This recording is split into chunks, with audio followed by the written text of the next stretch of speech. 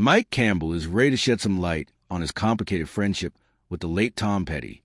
As a founding member of Tom Petty and the Heartbreakers, Campbell had a front-row seat to the singer's career as he helped the rock group cement their place in music history with such hits as American Girl and Learning to Fly. But he also witnessed the darker periods in Petty's life and felt too powerless to intervene. "We didn't have touchy-feely talks," Campbell said in a new interview with The Independent, reflecting on his relationship with his bandmate. "We're dudes." That method of communication went beyond the music. When Petty began using heroin in the 90s, Campbell refrained from addressing his concerns head-on, largely because he doubted he could make any difference. "It would have gone like this," he explained. "Tom, I'm worried about you.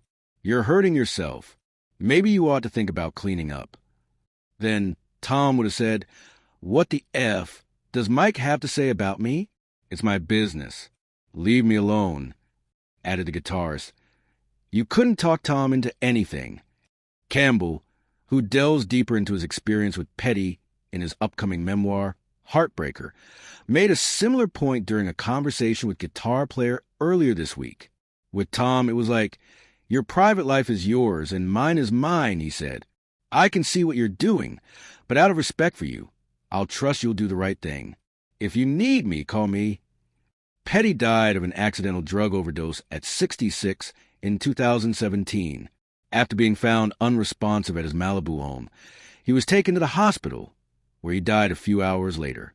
His death came days after the iconic rocker completed a massive 40th anniversary tour with his bandmates.